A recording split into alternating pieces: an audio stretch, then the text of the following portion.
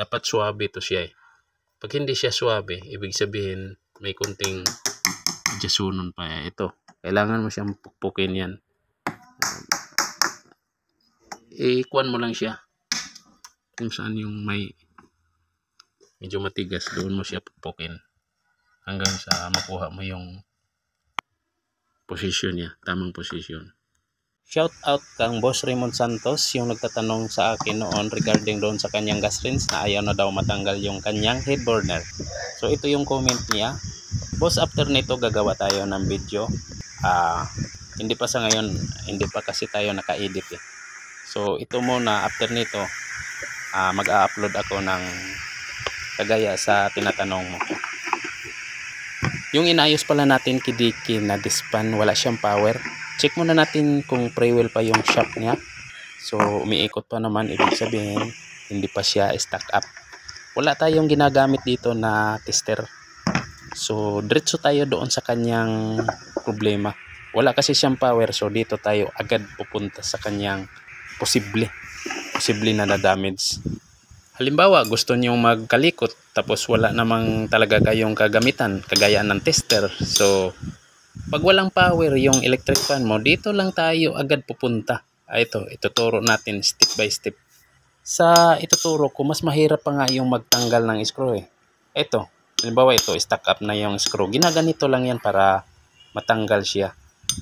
Parang kinukuan mo lang yung gilid para pinupukpok mo yung tagiliran para maikot siya. Ayan o, maikot na siya. So halimbawa mag-repair kayo tapos wala naman talaga kayong gamit na tester, lalo na ngayon mas mainit yung panahon, need mo talagang maggamit ng mga appliances.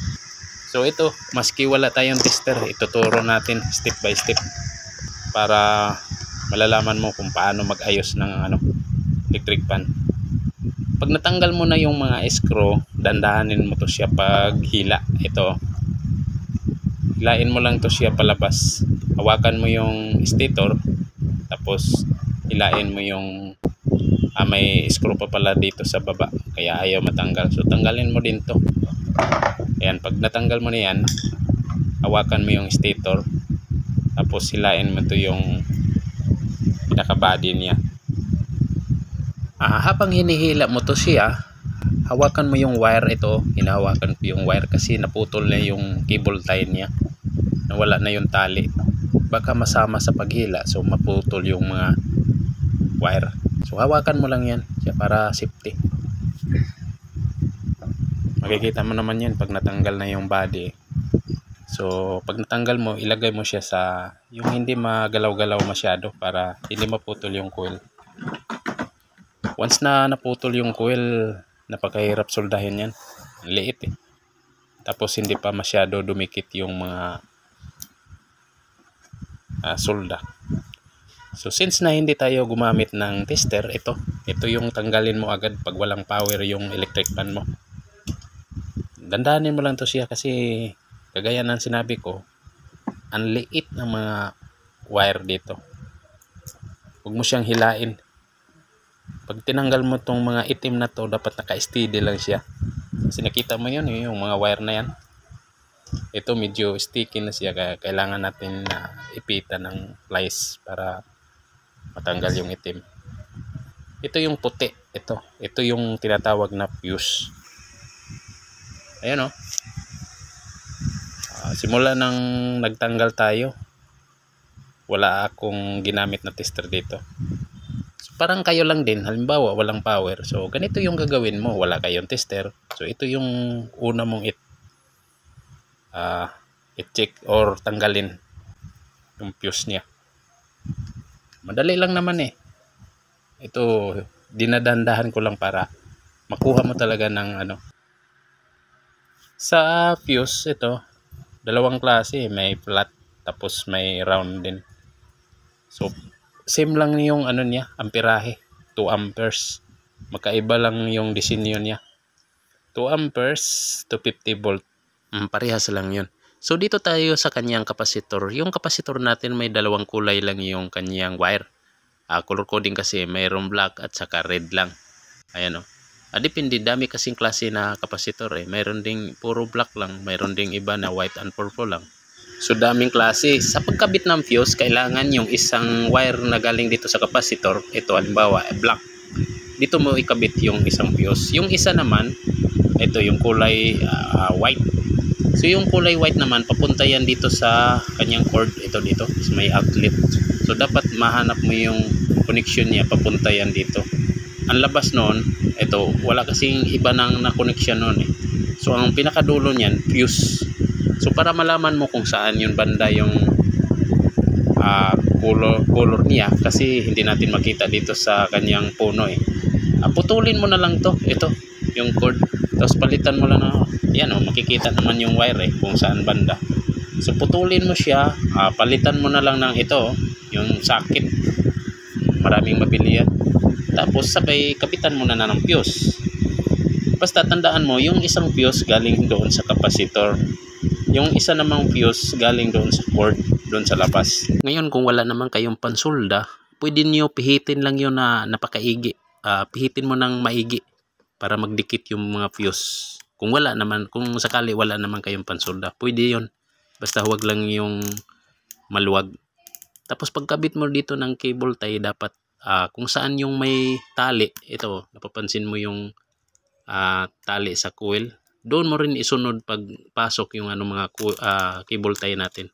Kasi baka sa iba ka magpasok, yung walang tali, baka maputol yung mga coil natin. So mahirap, magka-problema yung stator natin.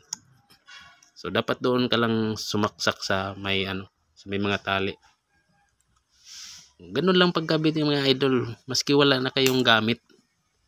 Ito parang sinasabi lang natin ito na tsamba-tsamba, kasi wala tayong ginamit na tester eh.